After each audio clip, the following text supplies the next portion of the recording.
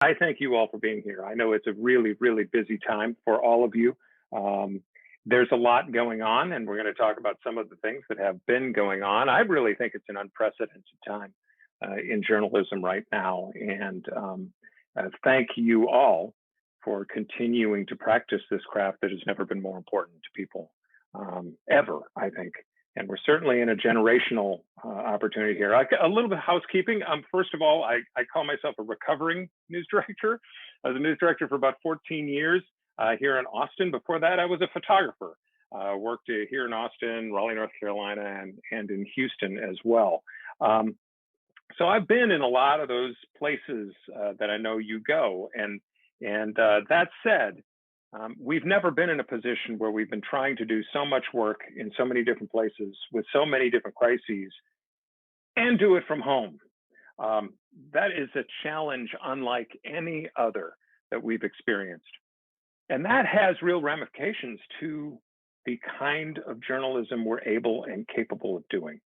And it has ramifications for how it is that we do the journalism that we do.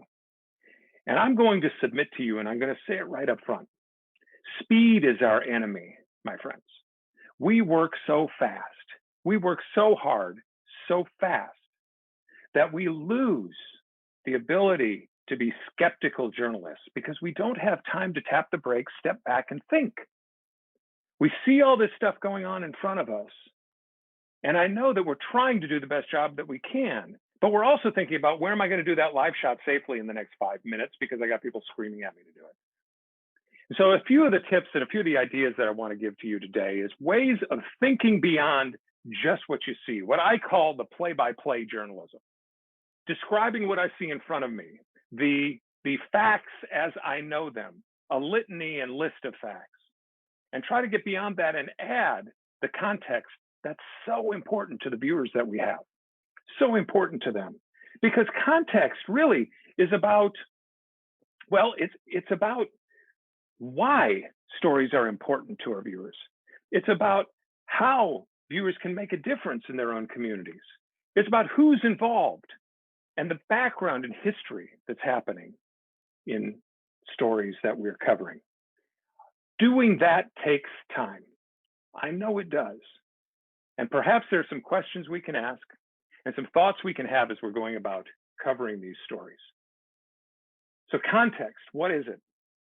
If we want to build trust with our audience, we have to be leaders in our communities. And being leaders in our communities means more than just telling people what is happening, it's telling people why it's happening. It's telling people how it's happening, and it's telling them what they may need to do about it, helping them make good decisions about what's going on in their communities. And we should not shy away from the idea that we are advocates for people. We are advocates for the people we serve. We work on their behalf to make their lives a little bit better, to help them live better lives, to make our communities better places to live. In times of crisis, people look to us more than ever. And without context, we can end up with two specific things. One is just giving play-by-play. Here's what I see, making all stories that are happening kind of look the same. And the other is creating false equivalencies, that something and something and something are all equal.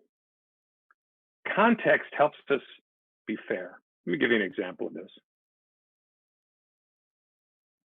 This is tens of thousands of people descending on the nation's capital, descending on Washington, D.C. In this case, walking to the Lincoln Memorial. This is tens of thousands of people descending on Washington, D.C., descending on the Capitol.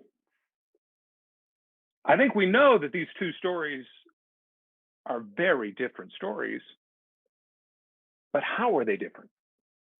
What's different about them? Let's take a look at these stories through a slightly different lens. And let's talk about how these stories are specifically different.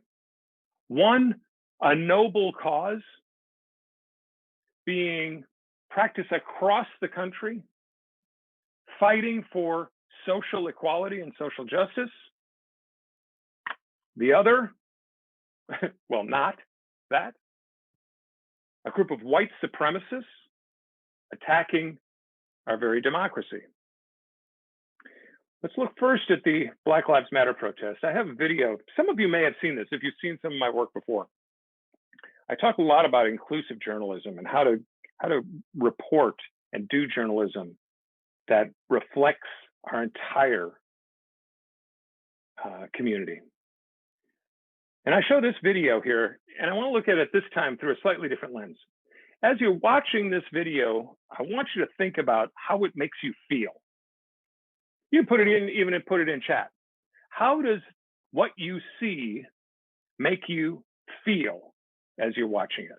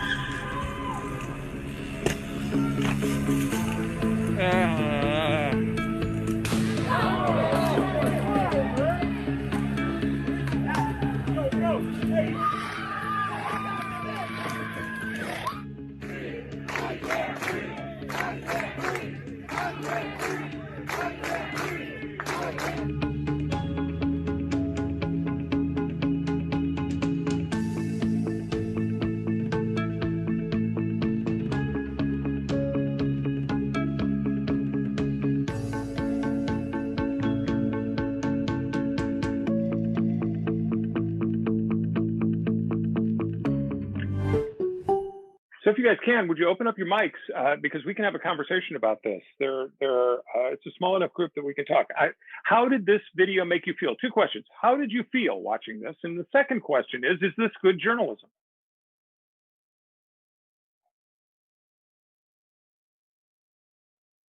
I've got all night. Hey, Kevin. I don't know Lauren. if you can see me. It's Lauren, Class 17. Honestly speaking, I didn't really feel much. Maybe that's a bad thing. Maybe I'm just too desensitized. But like, don't get me wrong, there was amazing video that they got, but I just, especially being a Black woman and a Black reporter, it's just kind of like, yep, this is how we feel. Yep. Okay. You know, a little bit of the here we go again with the media though too, I'll bet, Lauren, huh? Yeah. I mean, is this would you call this good journalism?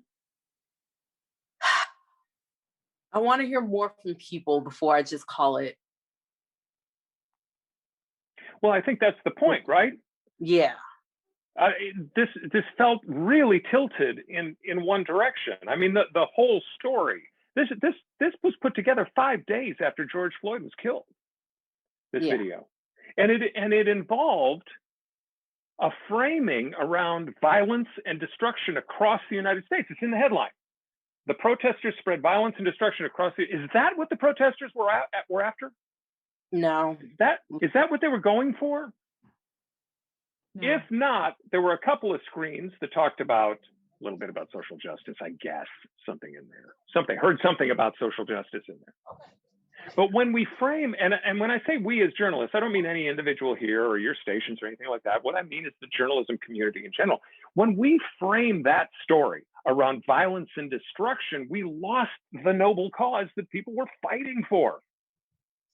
The reason those protesters were taking to the streets got lost in violence and destruction. Here's a piece of information for you. Here's a piece of context for this story. Princeton University did a study that they released right around Labor Day. They looked at all of the Black Lives Matter protests from the death of George Floyd through the middle of August. 7,750 protests in 2,400 different locations. What they found was 93% of those protests were non-violent and non-destructive. 93%. Now, here's the thing. You guys watch a lot of news. Is that what you saw when you watched the news? No, of course not. You didn't see 93%. Journalism was taken with those sensational pictures. Journalism was taken. It's like catnip for us. And we lost that very noble cause. By not putting in the context, we were able to help spread disinformation about what these protests were about and how they were reacting and responding to them. And it hurts because we did that too. And this is a time of the most diverse protests in American history, right? 93% of them, nonviolent, non-destructive. What an opportunity to tell a great story of a community, a diverse United States rising up for social equality. Now, eventually that message got through. Eventually it did. It should have from the very beginning. If we'd have provided the right context around it. And we should be, make no mistake, journalism should be advocating for social equality and social justice because there is no other side to that argument, to that discussion. There's no other side to that.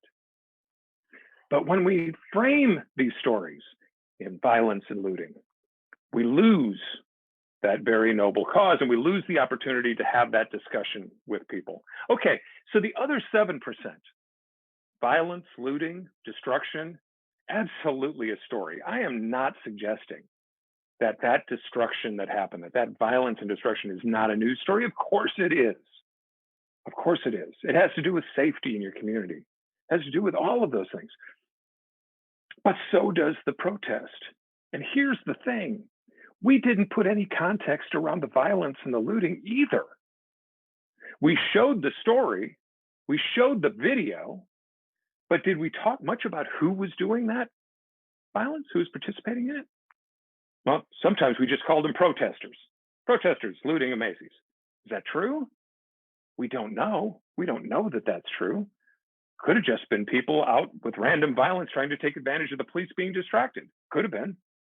Or it might have been people protesting in a very different way. There's been a ton of study about looting and destruction being part of protests, not for regular nonviolent people, but for some.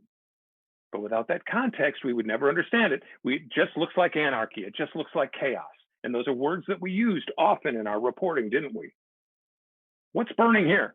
This is Minneapolis. That's a liquor store on fire.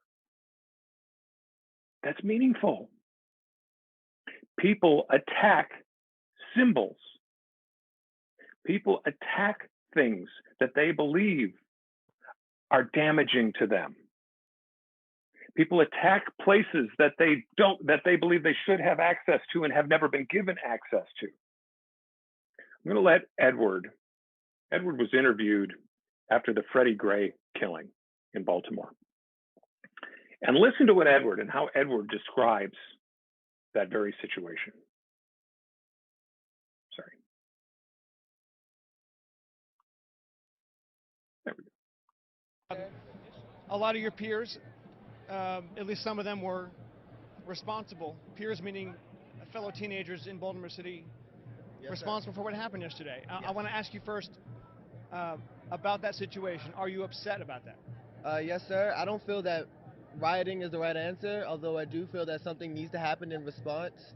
I feel like we need more information on the Freddie Gray incident, and I feel that rioting is not the way to go. This peaceful protest we have here, where people are just standing around, is something that can be done to get answers. But the rioting and stuff, that's not what we need. And you guys, at the news station, are using euphemism and saying words like criminal. Now, you personally, I heard you said teenagers, but like you guys have been saying the words criminals and things like that. Well, I want to clear you up there. The mayor and some of the other politicians and the police are using those terms. We're just repeating those terms, Okay. just so we're clear. Sorry, you're right. It's not just your news station. It seems the government it seems our media and everyone as a whole are using dehumanizing terms. So I feel like you should call us what we are, not us. Call them what they are. They're deprivileged and angered youth, teens. They're not criminals. That's dehumanizing. I'm also getting the sense, Edward, that a lot of this is being discussed / organized on social media, particularly Instagram. Are you? Is that what you're hearing? Is that what you're seeing? Yeah, they put pictures up on like Facebook and stuff. I don't know anything about that. All of my friends, Antonio Lung, Nyasha Wills, we've been posting stuff about blacktivism. I won't say blacktivism, blacktivist movement. We're just posting things like how we're against. Usually, we're against the violence and things like that. But as again, I say certain things happened. Like I believe I was at home watching the news before I came down to speak to you, but you have a reporter right now or before standing in front of a alcohol store or liquor store when they burned it down. That's not what we need in our neighborhood. I'm a little bit pleased that they burned it down. You don't need that in here. We've had enough of those. Put an ice cream parlor, something that can help the community. These are deprivileged youth. You have youth where, and it's in a city where you have closed down schools but opened up dog parks. It's more, it's a bigger picture to this. It's not just white versus black because there are cool white people and black people. It's good and bad to everything. You're closing schools and opening dog parks. What is that the very definition of? Gentrification, right? Gentrification. He described all the pressure points that community was feeling, that reporter knew nothing about. The words they were using to describe the kids who were protesting, the youth, the deprivileged youth, the move toward the blacktivist movement, blacktivism. He started explaining what it is that people were doing out there and why they cared about it. Generally, I'm against the riots, but I'm kind of glad they burned down the liquor store. We don't need any more of those. Saw a story just the other day. It was a story on vaccinations. And they talked about a neighborhood that was really struggling. And in that neighborhood, they had 109 liquor stores and only one corner grocery store in this neighborhood. Now, look, if we as journalists aren't getting into these communities that are hurting, if we're not going there when tragedy is not happening, how can we possibly report with any sense of context or understanding what is going on in that community? We'll do play-by-play. They're burning buildings, they're burning stuff down, they're looting stuff. This is what I'm seeing. Police are trying to stop it. But if we go in and we learn about these communities, we find out that they're food deserts. We find out that the infrastructure is crumbling, they don't have them, that the educational opportunities are not nearly as good as they are across town, and that their kids have to walk in the dirt because the sidewalks haven't been fixed, and that they're living necessarily maybe without clean water. And there's a liquor store on every corner. We start to learn that, what it's like to live in that community. Look, we do a great job covering crime, right? Covering tragedy in these communities. We go straight in, we cover that story. We do a very good job, but we don't do a good job covering life in these communities. What is it like to live there? What are the pressure points? What are the challenges? Without understanding that, we'll never understand why people leave their houses, march in the streets, and protest. That's context, my friends. That's context. It's accurate to say the place is burning down and stores are being looted. That's accurate. But without that context, is it truthful? Without explaining to people why? The pressure and the simmering anger that had developed there? Accuracy requires context to be truth. Accuracy requires context to be truth. And we have another, right? By the way, I want to invite you guys to please raise your hands or open your mics and interrupt me. You may not agree with everything that I'm saying, and that's okay. Let's have a conversation about it. This is my perspective on how we can do a better job. So I don't want you to hesitate to interrupt me. I am not offended by that at all. Please do. So here we have another tens of thousands of people descending on the Capitol. Whole bunch of Trump flags there, bunch of Stop the Steal, MAGA hats. But there's more. There's more here. We have to look for it. And we have to know what we're looking at. During this coverage, there were many, many clues about who these people were and what it is that they wanted to do. And it wasn't about a whole bunch of people wanting simply to have their voices heard. We've since learned all of this, but this was a bit of a mystery at the time, wasn't it? So let's talk about some of the things that we can see, some of the things that we can know, and some of the things that could have informed and contextualized the coverage that we were trying to give them. This may have been in Washington. You may have been covering something in Washington. And I know that you've had these things happen in Michigan. I have watched it happen, unfold, big national stories involving some of the same people. So what are some of the clues that we can learn here? Well, the first is, what do the flags stand for? I mean, these flags tell us a little bit about the tone and the tenor about who is going to be there. That flag with the Roman numeral 3, those are the 3 percenters. The 3 percenters are an anti-government white nationalist group that was formed, and the 3% refers to their belief that only 3% of America actually fought for freedom in the revolution. And they're representing that 3%. And that they believe that that 3% should be running the government. There's also other folks who were involved here. Let's take a look at, the New York Times did a terrific job with this, by the way. The New York Times put together these videos. I'm going to show you 3 of them. They're all super short, no sound, but they're identifying the groups that are there during the protest. So there's your 3 percenter there and there. Don't tread on me is a flag used by right-wing extremist militias. The Oath Keepers, another anti-government group that talks openly about overthrowing the Democratic Republic. These are people who are there, and we know what they stand for. We know what they're after. We can report on those things because they're well known. We don't have to walk up and do an interview with them and say, why are you here? We know what they stand for based on the flags and the patches.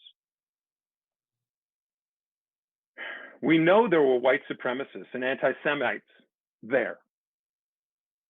The Confederate flag in Washington tells us everything we need to know there. The Camp Auschwitz sweatshirt, anti-Semitic, disbelieving in the Holocaust. The noose, the international symbol for racism, anti-Black racism.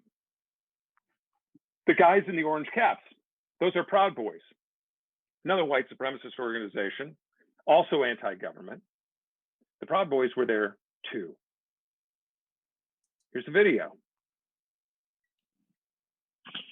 They're using the hand sign, that OK hand sign upside down.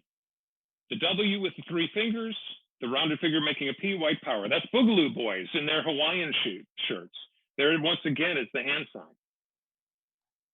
We know who these people are, and we know what they stand for. This is a wildly, look at how diverse this group is. These are white men. Yes, there were a few Black extremists there, by the way. There were a few women too, of course, but this was overwhelmingly a white male protest, at least perhaps that's the way it started. There's more. QAnon.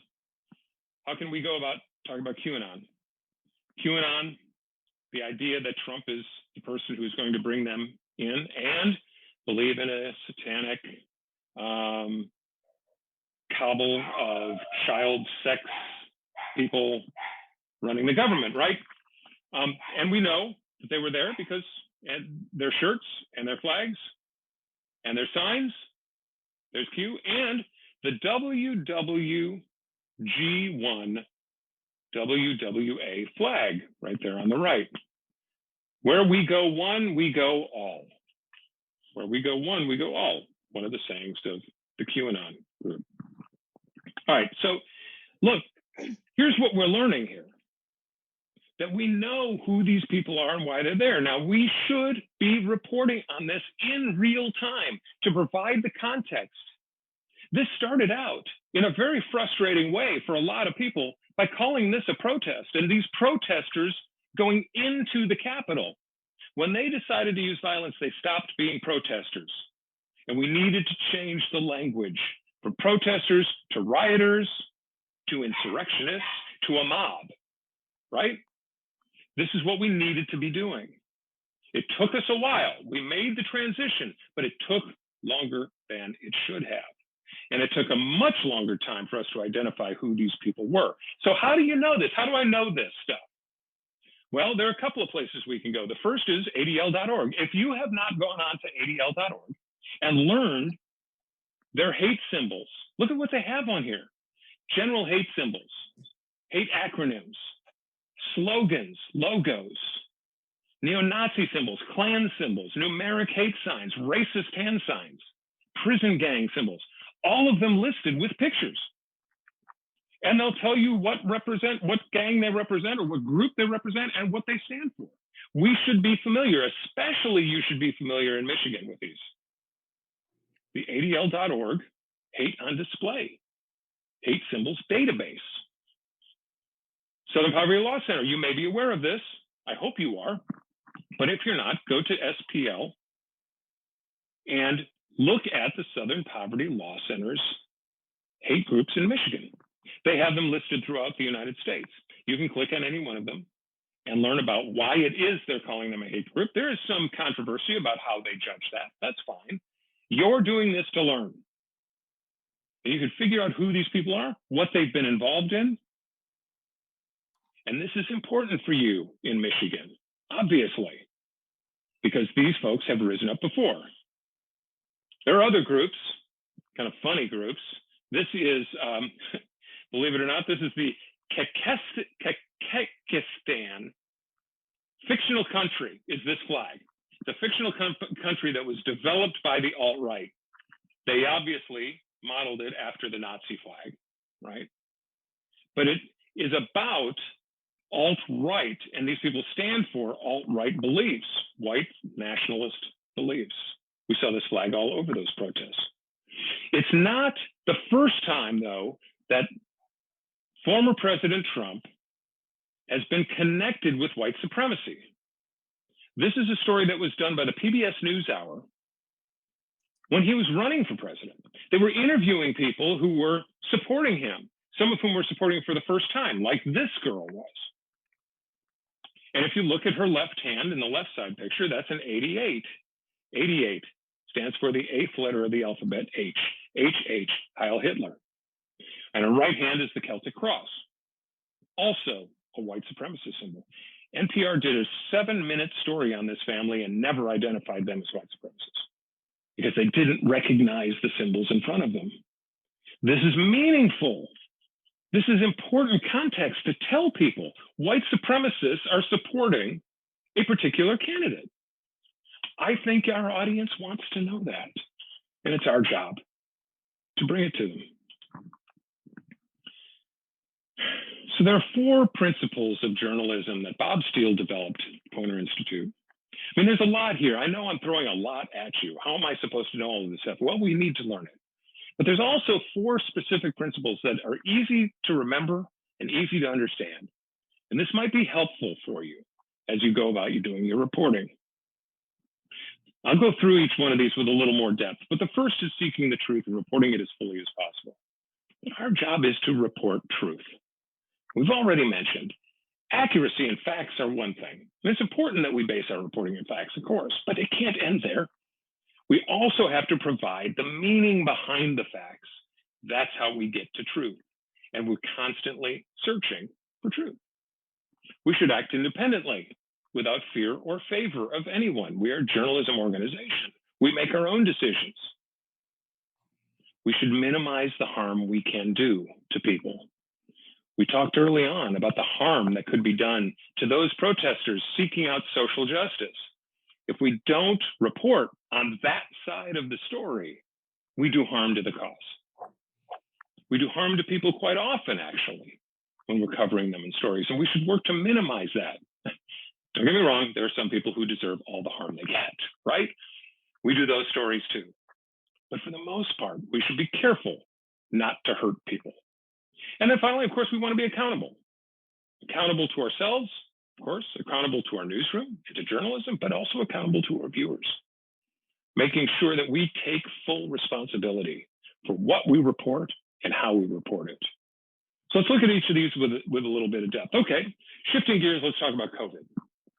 Do you guys know what this is?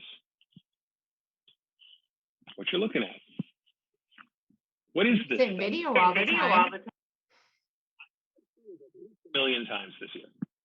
Yeah, it is obviously COVID, right? It's COVID. But do you know its source? Do you know what the source is for this? This is an illustration. You may have already known that. This is not a microscopic photograph. It's an illustration. It's an illustration that was created by the CDC. In fact, the CDC has illustrators and artists that work for them that do this work. This one was Alyssa Eckert. On January 21st, the CDC asked Alyssa to do an illustration of the coronavirus, to create it. Now, they did this on purpose. They do it often, but in this case, they knew it was important. This illustration was created with a very specific CDC agenda, and that is, and they call these beauty shots, by the way. The CDC calls it a beauty shot that is intended to make it look scary, serious, and interesting so that people would pay attention to it. Specifically, so people would pay attention to it. Now, the illustration here is accurate. I mean, we know it's accurate. Here's what the coronavirus really looks like. You see what it's circled there? That's what it really looks like. And this is black and white. We can't tell if the little nodules are red or if the middle is gray. They're probably not. That's what it really looks like, though. But the CDC created this with a specific agenda in mind.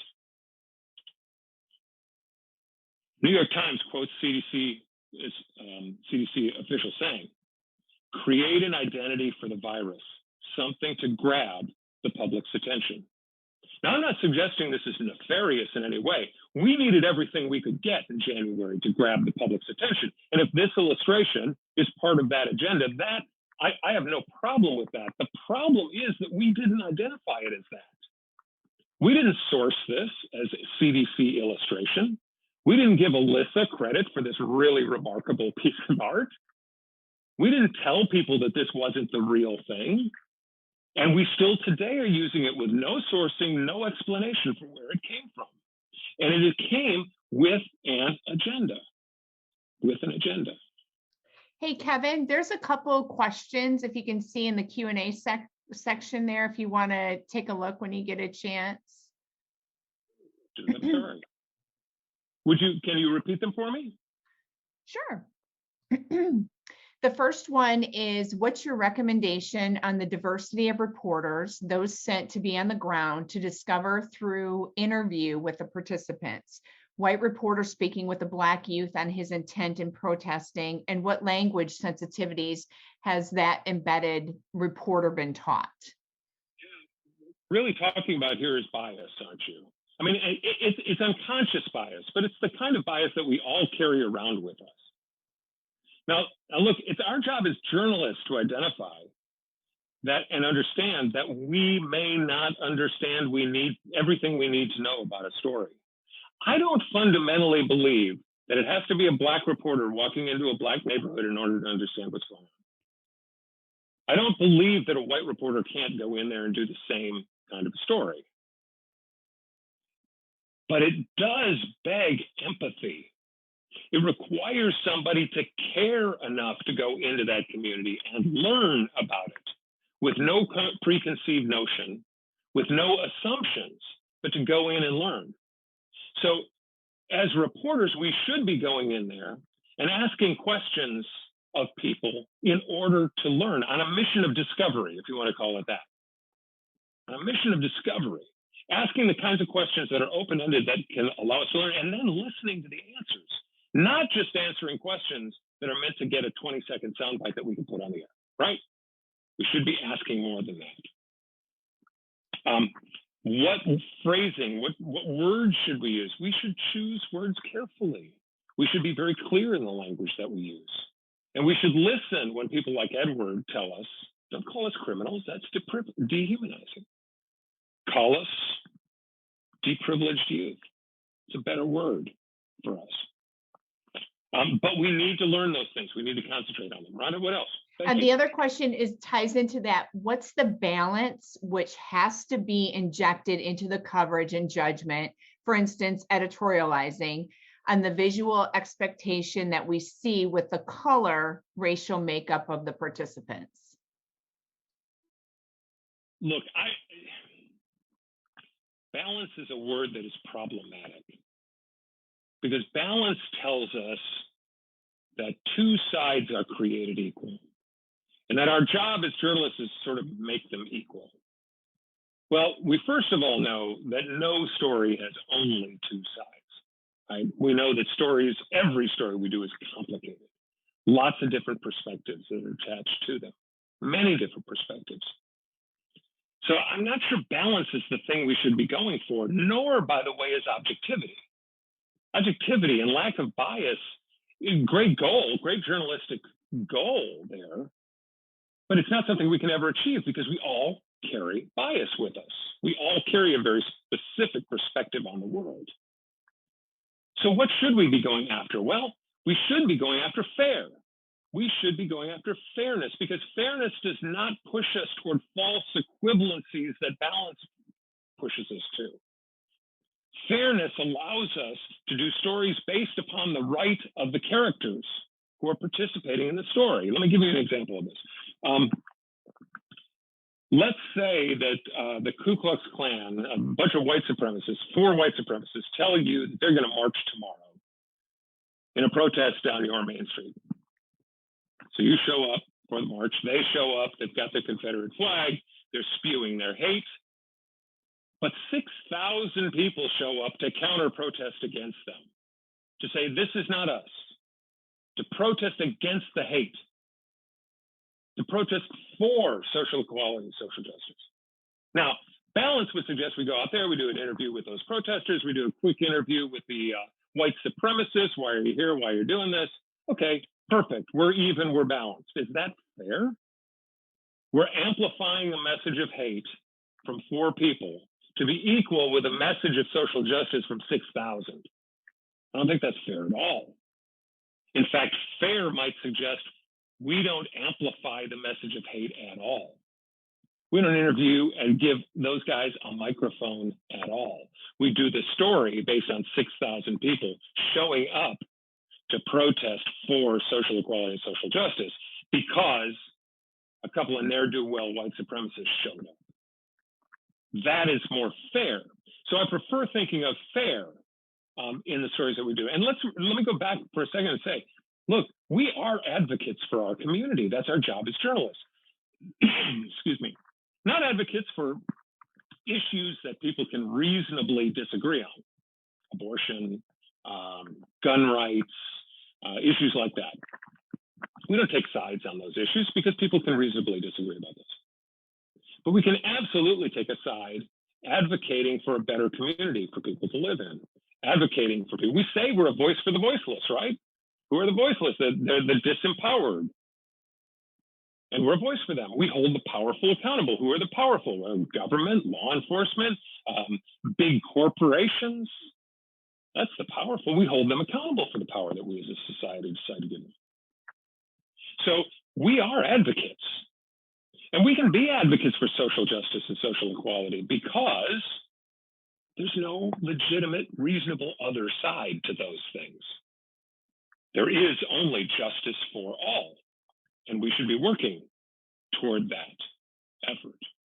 There was another question that was stuck into that, Rhonda, and that I might not have caught there. Yeah, it was, sorry. Is what's the visual, I think we answered the visual expectation that we see with the color racial makeup of the participants. I think you talked about that is it representing the community, but it doesn't mean that a white reporter can't do this or a Black reporter can't do, or Asian like that. So to make sure that we're showing a group that is diverse if they are diverse, right? It takes effort to do that. We have to think about it. Let me give you another example on this one. So you guys are covering, you're covering the Detroit Lions, right? People tailgate outside of the stadium, right? Outside of a few, yes. It's not as prominent as other places, but there are some. Green Bay Packers, outdoor stadium, people tailgate like crazy. They start the night before. And the television stations cover the tailgating, of course. But where do TV stations go when they cover tailgating? Well, you go generally to the places that are closest to the stadium, because you're going to go into the stadium later and cover the story. Well, who are the people who tailgate closest to the stadium? Well, the people who pay for the best parking, most expensive parking. Generally, that group is affluent and white. You have to go on the other side of the parking lot across the freeway to the tailgaters in order to see any diversity. But they didn't do that because that was inconvenient. But they started thinking about it and realizing that they weren't accurately reflecting the people who were tailgating. They were only showing affluent white people. So it does take effort. It takes intention to make sure that we are reflecting the diversity of the people that were in the groups that we're covering. I just found the question, by the way, in the Q&A section. So the third one, what is your prognosis for journalism in this environment where truth and accountability are deflected? I'm going to get to that at the end. 4 years of normalizing off the cuff, gut reactions, agreed. Permission to abandon civility and respect. Well, that's coming our way too, isn't it? The instantaneous social platforms, yes, really, really hard. And taking up time, which gets to the issue of speed. And I'm going to talk about that more a little bit. I know I'll answer that question in a little bit. By the way, if you have any other questions, unmute yourself or send me something else in here and we'll get to it. So talking about the coronavirus, one of the other areas, and when we talk about play-by-play, one of the things that many of us, I think, should be doing some introspection on is the idea that we kind of presented and present coronavirus as a scorecard, didn't we? How many people are sick? How many new people are sick? How many people died? How many people are in the hospital? It's a scorecard. It's a list of numbers. And we dutifully give how many more people got sick today, how many more people died, how many more people went into the hospital. And here's a look at our county by county look at the numbers here. Follow along, if you will. Another big spike here in LA County. That's in the yellow, with more than 1,300 new cases reported yesterday, putting the total at nearly 16,500. 729 deaths have been reported as well. Here's my question for you. Is 16,435 a lot or a little? Is 1,753 a lot or a little? Compared to 16,000, seems like a little. Seems like a really small number. Ventura at 451. Wow, they must be doing great. There's no context. There's no context. How many people live there? Idea. I don't know. We should be thinking about percentages, shouldn't we? We should be thinking about making the numbers mean something. Are the numbers news? Of course they are. But without context, they don't give us any truths. They don't tell us anything about what's happening there. How much it's growing, how much it's shrinking, how big, how many people, how few. We don't know the number. And we do this a lot. We do it with the stock market. We do it with budgets. It's the law of big numbers. Big numbers are only big when they're compared to something. Otherwise, they're just numbers. So we should be trying to create ways of looking at numbers. Now, here's one way. So these are Michigan numbers, by the way. This is from covidtracking.com, which is a Boston University website. Great. Whether you want stories, go here. They have data that is well put together And you can do tons of stories, and they break it down by state. There's also apmresearchlab.org, which is an American public media free site that is also doing data dumps and making sense of them. And they break it down by county as well as the United States. So you can make comparisons. Now look at these numbers here for a second. Just want to give you a little sense of what context can mean here. 6,486 American Indians cases per 100,000, 5,249 cases per 100,000 for Black and African Americans. That's where I want to focus, on the purple in the middle. 5,249 cases per 100,000 as of February 21st. 261 deaths per 100,000 people. Note that this is double, almost double the number of deaths for white people. For a group of people that is a far smaller percentage. Let's put this in even greater context. 261 deaths. If you attended a gathering of 300 Black people, might be a church, might be a store, might be a restaurant, gathering 300 people, one of those people will die of COVID. Think about that for a second. That number, that horrific, one in every 300 is dying of COVID. That's double the rate of deaths for whites. Why is that? Well, we can look at issues like prison populations, mass incarceration. We've talked about how poverty and segregation can play a role in this, how the lack of good health care could play a role in this. Black people represent 23% of the deaths from COVID in Michigan and 14% of the population. Something's not right. How can you bring something to that story? What else can you bring to that? The incidence of COVID is 5 times higher for African Americans, 3 times higher for Latinos than it is for whites. So this is the kind of context that we can start bringing to a story like this, telling our viewers that there's more to it than just a number. These are numbers of people. And when you break it into cases per 100,000, you're evening the playing field, right? It's not just a raw number anymore. Now it's a percentage. And you can put some context to that percentage, 1 in 300. There's another piece, another graphic here from, this is from the Michigan, I think this is from Michigan. Some of you have seen this, but it popped up over and over again as I was doing some research for this. This is interesting because it gives you a visual for where vaccines are going, how available vaccines are. Notice where the vaccines are most available. Notice where the vaccines are least available. Upper Peninsula. In the Upper Peninsula, 1 out of every 5 people, 1 out of every 5, that's almost like one per family has been vaccinated already. In Detroit, only 1 of 20. 1 out of every 20 people in Detroit has been vaccinated.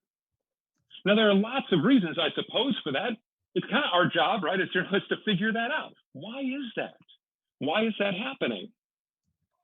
What's going on with that? Because it does suggest there's a problem. This is from Michigan HHS. You can call them up and ask. Again, 3.7% of the vaccinations have gone to Black people. They're 14% of the population. How is that? How is that happening? This is the kind of context that can lead to understanding, can lead your viewer to understand what these numbers mean and ask their own questions about why something is happening. Perhaps be part of the solution and help be part of it and tell them, how can I make change on this? So let's seek the truth. Report as fully as possible, adding context. We also want to act independently. I'm going to go back here to the Black Lives Matter. Take a look at this 30-second clip here, real quick. 30 seconds. Tell me how independent this reporting is. Begin with breaking news. A violent night for law enforcement all across the country. 4 police officers shot amid the protests against police brutality. This is in St. Louis, Missouri. You can see some fire on the ground. The officers suffering minor injuries. The police chief says the protests started out peacefully, but then things took a turn when hundreds of people began throwing objects, including fireworks at officers. No arrests have been made at this time. The first line of the story kind of tells us everything we need to know here, doesn't it? About the agenda behind the story. A violent night for law enforcement. And look, that's accurate, right? I'm sure it was. Looking at the video, I'm sure it was. There's another group that's involved here. What was it like to be a protester? I'm fairly certain it wasn't a lot of fun to be that night either. Probably as violent, maybe more so than it was for police. 4 police officers shot. That's a huge story. Minor injuries? Don't know about that. What's going on with that? Not sure. Being shot seems like a major injury to me. But how many protesters were injured? And how bad were their injuries? Now, we know how this happens, right? In fact, there's a word for it. Research was done by the University of Minnesota, and they came to a conclusion that they called the protest paradigm. They looked at 50 years of protest, 50 years of protest. And they came to this conclusion, looking at the coverage, the press contributes to the political status quo by reinforcing whatever the government thinks. This isn't just looking at a couple of stories.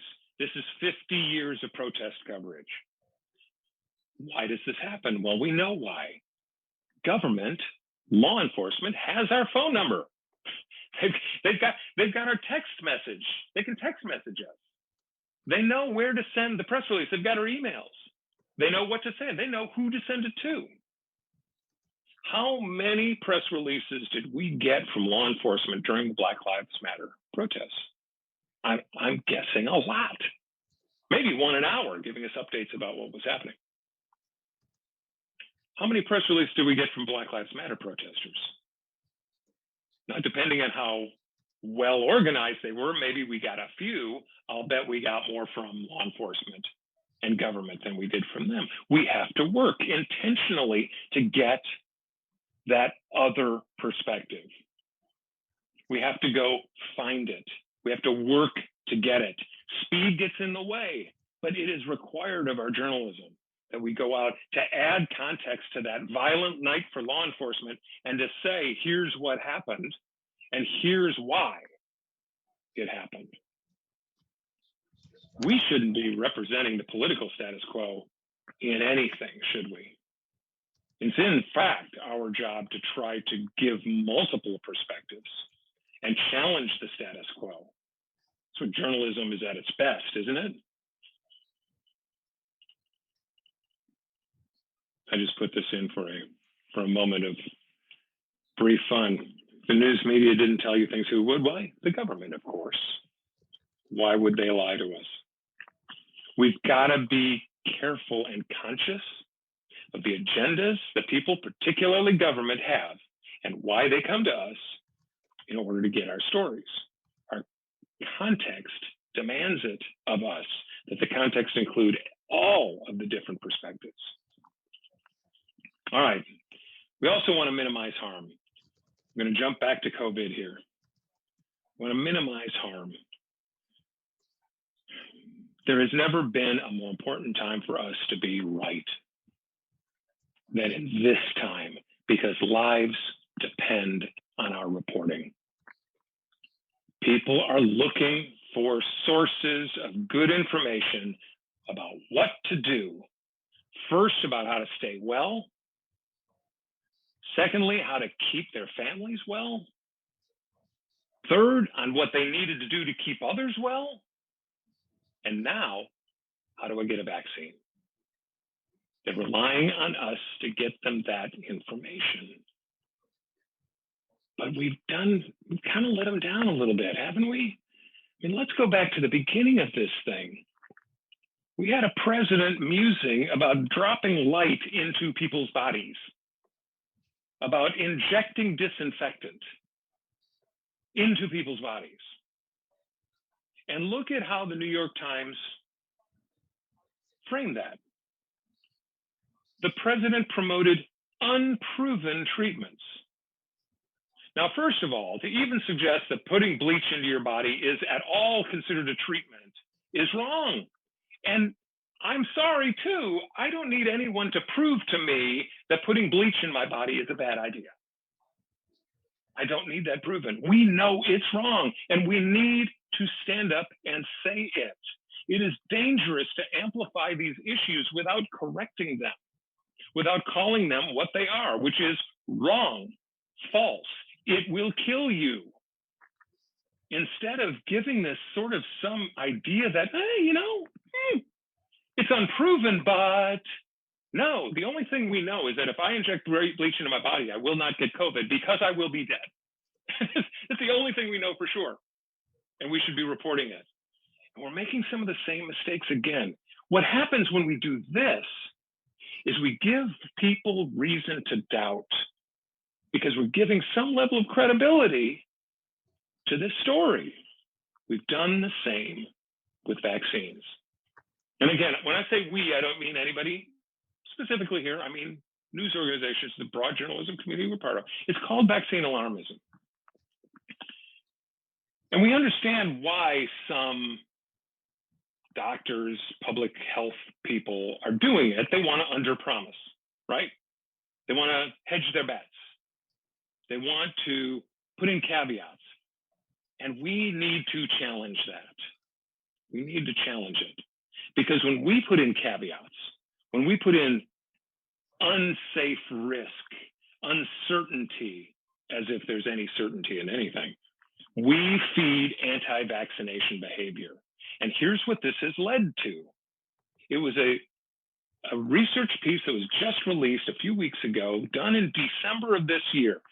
Still, 46% of Americans say they will not get the first line of vaccinations. They will wait to see if it's safe. Because we, by putting these caveats and uncertainty in, we have led to that thought process. We've given credibility to that idea.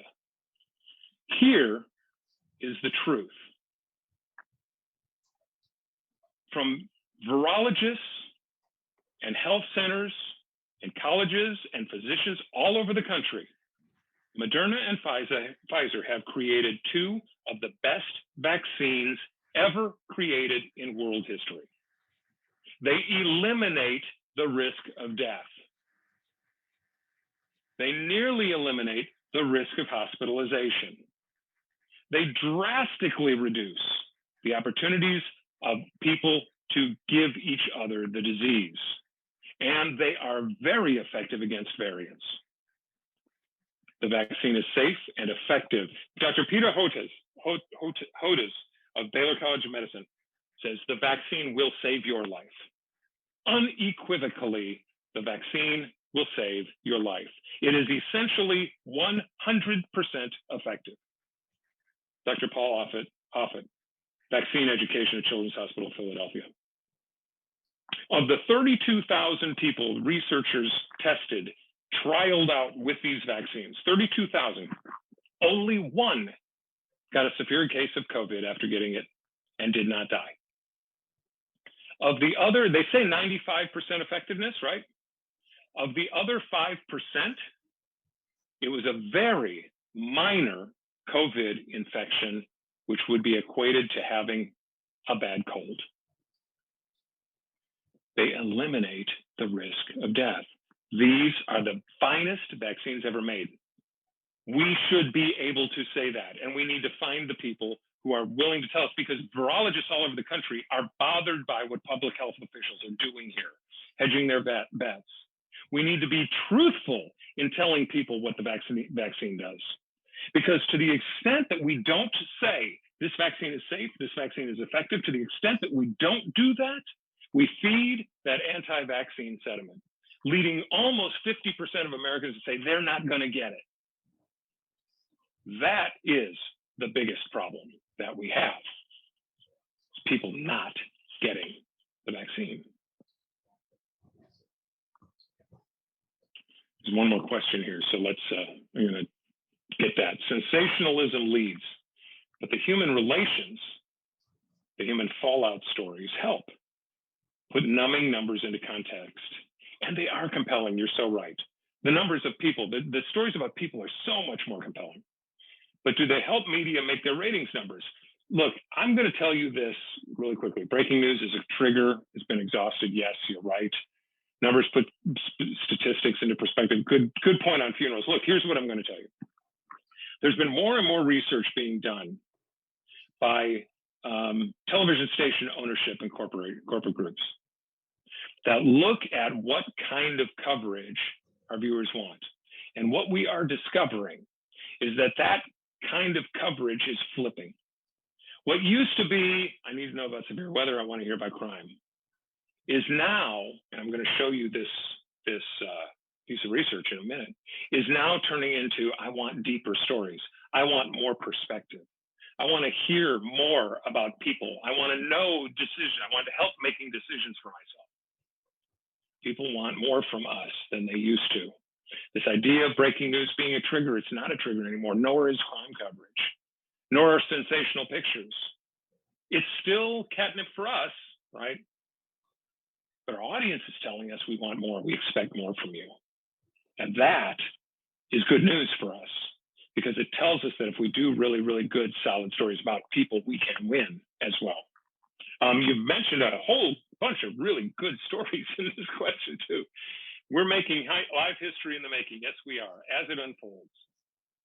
Are you prompting or a change in newsroom rundowns to incorporate expanded programming pieces, knowing ratings may suffer? I don't believe ratings will suffer. I believe people want good content. They want to learn. They want to be challenged. They want to be. They want their conventional wisdom challenged, and I'll show you some of the research that proves that. Bob Gold. I have a Facebook friend who likes to call out news outlets for headlines that are superlative or opinionated or reverse context, like 4 people in Oregon have tested positive for coronavirus after receiving both doses of COVID-19 vaccine. Yes. His point is, it points out a minority of cases are positive, but it plays to the negative. It does. And here's the other thing. 4 people have tested positive for coronavirus. First of all, we know that the coronavirus vaccine is incapable, it is impossible for people to get it, any more than it is possible for you to get the flu from a flu vaccine. It cannot happen. It can't. It's impossible. So it's a coincidence that these people were infected with the disease before they got the vaccine. There have been a number of people who have died after receiving the vaccine. Again, coincidental, we know, doctors know that the vaccine didn't cause it. Let me give you an example of this. Those 4 people might have also eaten ice cream and then died. Do we think ice cream killed them? No. There are lots of reasons people die. What we know is that this vaccine has not caused a single case of COVID, because it can't. It's impossible. Nor has it killed anyone, because it can't. It's impossible. There are lots of different things that can happen to people, but this vaccine is not one of them. The tests have been done. I'm telling you science. I'm not telling you things I believe. This is science. But people see it. And when we put a caveat on a story like that, when we say, oh, they don't think it was a vaccine, but when we do that, we give credibility to the conspiracy. And what we aren't listening to there is the science behind it.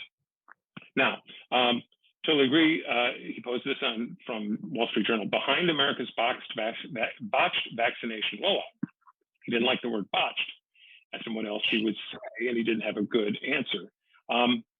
Looking for your reaction to both of these scenarios. Was it botched? Was it not botched? Well, look, I don't think it's up to us to decide something was botched. I would have an issue with using that word as well. Was it botched? Botched means that we know the plan was supposed to work better, but it was screwed up. Something screwed it up. I don't know that we're there yet. I am seeing some reporting, as you all are, that maybe the plan wasn't very good. If there was a plan at all, I am seeing that. I'm not seeing any proof of that yet, but I'm hearing that. Botched is a loaded word. It's a triggered word. It certainly is. So we should be careful. Is the vaccine rollout as good as it can be? Who's to judge that? Certainly, we can say that not as many people have been vaccinated today as was hoped for.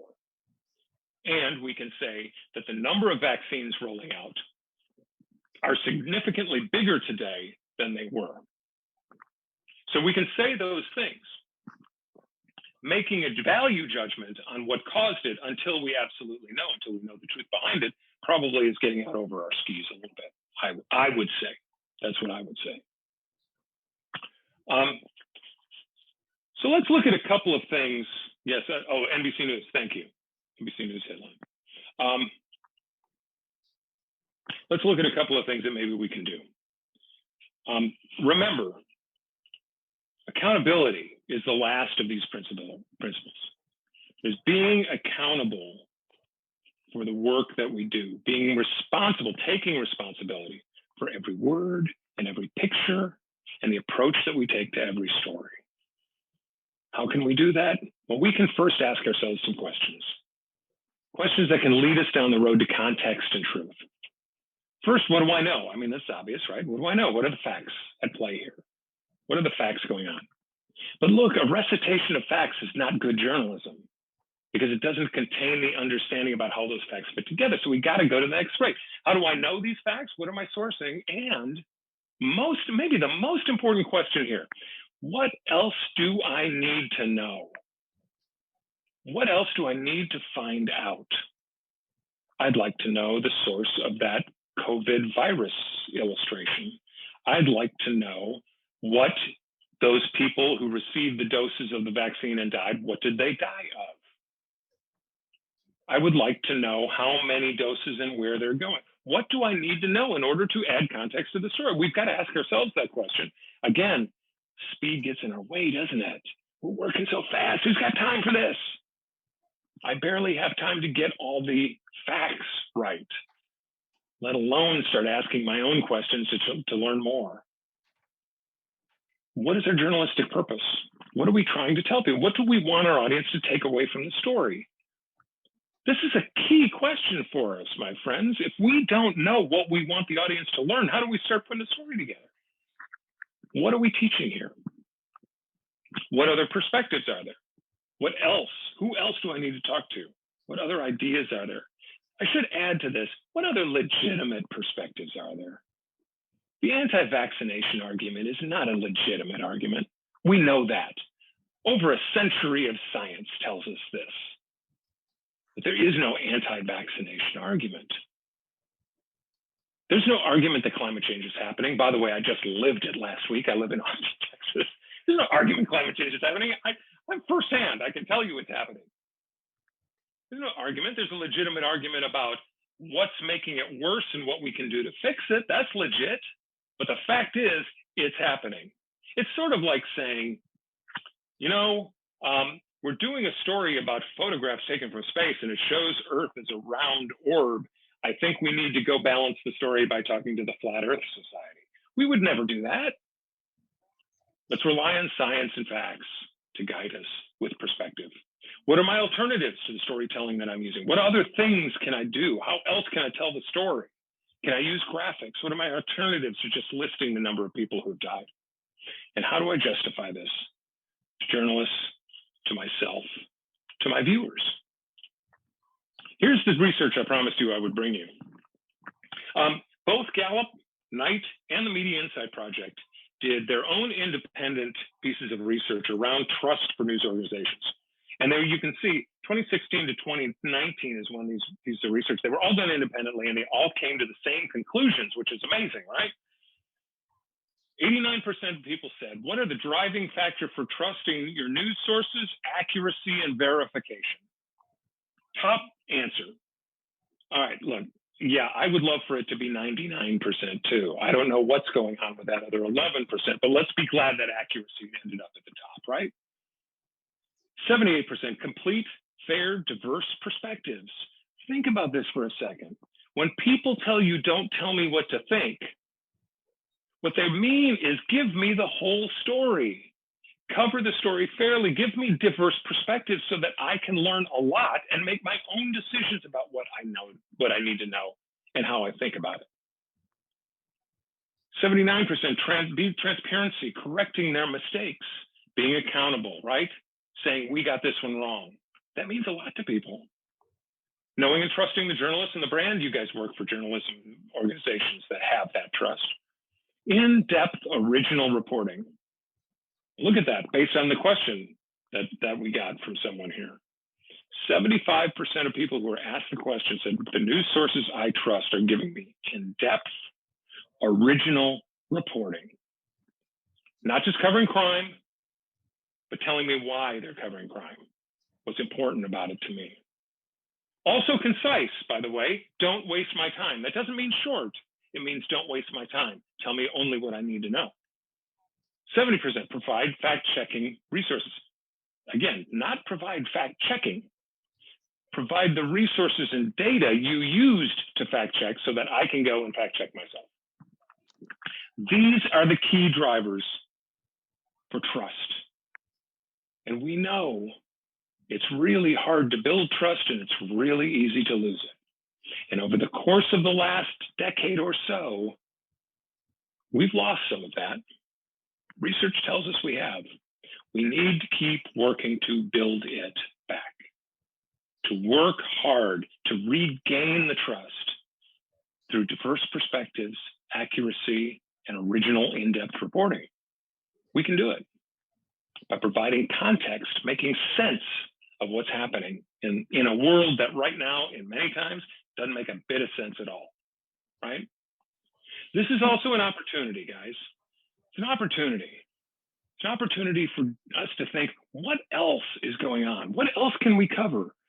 So I'm going to give you some ideas, some thoughts on this. Hunger and poverty. We've already said poverty is a leading cause of the disparity in COVID and the vaccine. But so is hunger, an issue in the health of people and communities. What's going on? Those with the least now have less. Hunger is a crisis. The environment, environmental policy. COVID, actually the pandemic, our air is cleaner than it's been in decades. Feels good to breathe. Wildlife is abundant. We saw that. Did you see those videos in the spring and the fall? Bears and all kinds of wildlife walking through communities. Protective policies for the environment also, though, have been rolled back. And the question is, what's going on with our environment and what's going on with environmental policy? People care about these things. Criminal justice and racism is at the very top of the list for some. Social justice. And notice I'm saying criminal justice, not crime coverage. Coverage of criminal justice, incarceration, the courts, arrest records, who gets arrested, why they get arrested, and how race plays such a key role in all of those things. The privacy issue. A lot of you, some of you may be working from home. A lot of people you know are. How are corporations keeping track of their workers? Is there a privacy issue here? Yeah, probably there is. Is there corporate surveillance happening inside of those homes? What are we giving up in order to do this? Unemployment. Unemployment is still high. Despite the good news that we've had recently, unemployment's still high. And here's the other thing we know, is that in past crises like this, people have been laid off because of economic issues. Most of them have not been rehired. What is that going to look like when we come out of this thing? It's another story we can be telling. And what else? You guys may have ideas. The first casualty of war is truth. My friends, we are in the most polarized society we have been in generations. And it's our job to bring truth. And if truth can help this world get better, then we should be the ones that bring it. And facts are facts, but truth requires context. And I hope that as you think about these things, you can add some of that to the stories that you're doing. This is me I would love to be part of any conversation you want to have. And I thank you for your attention. And I am happy to answer questions. Rhonda, you have your hand up. I just wanted to say, you know, when you're talking about context too, and just being in a newsroom, don't think, so many people think that it's just on them. You know, I got the story, I was assigned this story, I'm producing this story, whatever you are. Just make sure, you know, in your editorial meetings, take the time, just pump the brakes for a second, get everyone involved if you're not sure, and talk through it, because you don't want to be, no one wants to send anyone out in the field, or, you know, as a producer, whatever you do, it's not just on you, it's a team effort. So ask questions, take the time, and the collaboration will help with the context more than anything, but don't feel that it's just on you. So true. There's a network of people there ready to help you. They're your colleagues in the newsroom, and I know that they're happy to do so. What other questions? First of all, to those of you who asked questions, thank you for that. To the extent that I didn't answer them, please ask. Please let's have that conversation. If there are other questions, I am happy to have further discussions. And if there's anybody who wants to talk about where we are in news, I'm happy to have that conversation too. I hope I answered that question about where we are. Kit, yes. Am I raising my hand? Well, I do have a question, and it's more of a discussion, I suppose. Earlier you mentioned that, and it was a conversation I had in my newsroom, and I'm sure a couple other people did too today. The new data from the state of Michigan says 3.7% of Black Michiganders have received a COVID vaccine. An important stat that we didn't not know what to do with, but kind of, I don't even want to say couched it, was 43% of vaccines distributed were unknown. They don't know the race of 43%. And we had one side arguing, well, since we don't know half of the vaccines distributed, how do we know that there's a disparity issue? And we had the other half that said, look at the trends. Obviously, there's still an issue. What's your perspective on that? With the latter, that, well, what was the number? I think the number for white vaccinations was 43%, something like that, 42, 43%. 42, I mean, just about. Of the ones that we know, here's where the trend is. And we can probably, you can make a safe scientific assumption, and maybe you should ask a data scientist about this question. Maybe that's a good part. I think that's good context for the numbers. Don't decide if you're having a debate in the newsroom about that, unless one of you is a research expert. Let's call one and let's ask them what they think about this number. The other thing that's interesting, though, about that too, Kid, is that just until very recently, what's it been the last couple of weeks, Michigan was not releasing racial vaccination by race at all, right? They had decided not to. And I think this is a relatively new, over the last month or a couple of weeks, something like that. So I would get the expert in. This is part of the story. When our audience says, I want a complete story, I want you to explain this stuff to me, that's part of that, isn't it? Here's where this other fits. And here's statistically what they think about that it is very statistically able to be pulled out because it is going to match the statistical numbers that we've already seen from those we know, right? Here's the other thing though. 3.7% is a horrific number. And we do know that that number is a little bit worse than national, but national is following the same trend. And so there is a bigger question here about why African Americans are at the end of the line for vaccinations at this. Why are those vaccinations not happening? And so what do you look for that? Where are vaccinations being given? What access do people have? Do they believe that? Are they staying away? Is this a purposeful thing? Because of the Tuskegee experiments that were done. Very good historical reasons for Black people to be untrusting of government and vaccines. So there are lots of questions to be made there. The numbers are the numbers and they're bad. The real journalism is why. That's the question we should be asking. Did that answer your question, Kit?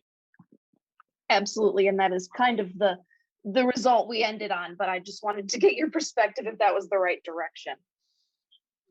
in the conversation, by the way. We're all smarter together than any one of us is alone, right?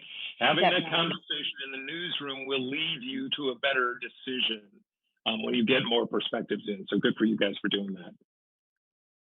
Yeah, it's funny you mentioned that. I saw that as I was looking over the stuff today for this. I saw that pop up. It's worse in Michigan than it is in a lot of places in the country, by the way. The truth issue. We've had the most recent years of being told and hearing over and over again, if you say it repeated, it will become truth. Yes, you're right. And look, the political polarization that's happening is very much because of an assault on truth. I don't think any of us should be afraid to say that. It is an assault on truth. We can prove falsehood. We can prove it. We can prove it using science and using facts that we know are true. And to the extent that we give false equivalencies to those ideas, we give credibility to falsehood. It is my opinion that journalists should be in the truth business. That journalists should be in the truth business. Now, that doesn't mean calling people liars, because that suggests that we know what they're thinking. We might think we know what they're thinking, but we really don't. But it does mean correcting the record. It does mean holding those who are in power accountable for what they say, not just allowing them to spew the falsehood, which gives credibility to what they're saying. I do believe that truth is under assault and that journalists are in the best position to fix that. But we have to be courageous. We have to be brave about doing it. And we have to be sure that we're providing all the facts to back it up. Thank you for that question. What else, my friends? I appreciate you all hanging in there with me.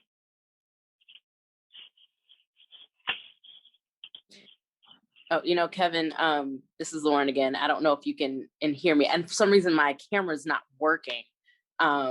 But I've heard you speak before, and I had to do this class again because I'm trying to get just better at thinking on my feet. Because as you said, I don't want to do that whole sort of play-by-play of this is what I see. And I remember doing that for myself because I'm like, that's the safest way to go. Like I remember covering, heavy demonstrations or even riots and just thinking like, I don't want to say the wrong thing, so I'm just going to say what I see, and it played it a little on the safe side. But one thing I was hoping you could cover was the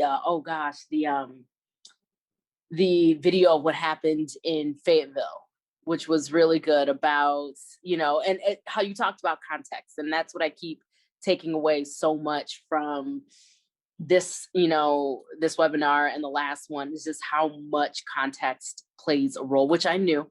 I always consider that, but at the same time, I'm just, again, getting that reinforcement about how important it is. Yeah, that for those of you who haven't seen the video, it's a story that was done during the Black Lives Matter protests, and it's a story about there were protests that I probably can't do justice to the story, but they tried to burn down a building, and that building they tried to burn down was a building that was used for the sale of enslaved people. It was built in the 1830s, and for 30 years, it was used to buy and sell people, and the area around the building was a lynching ground. But they never said that in the story. They only showed Black protesters trying to burn it down, calling them rioters, actually, Black rioters trying to burn it down. They never gave that context and understanding in that story. And it's just an example of how important it is for us to educate our audience, how important it is for us to add and understand the pain and pressure and challenges of all the communities that we cover. That takes work. It takes going into those communities when tragedy isn't happening. It takes learning and asking, going to places where people live. It takes being open-minded and trying to learn why people live there. What's the joy? What's the positive side of that? Because people are choosing to live in these places because it can be a great neighborhood, a great community. I challenge you, learn why. What's great about it? What's positive? What's happening in that community? When we learn these things, we then understand why and how some things happen, particularly in low-income communities, which we know also happen to be communities of color, right? Thanks, Lauren. I appreciate that. It's very kind of you to say. It's nice. I thought I recognized your name. I'm glad you're back with us. What else? What other thoughts do you guys have? If not, it's 6:59:08, and this will be the first time in history I've ever finished something early.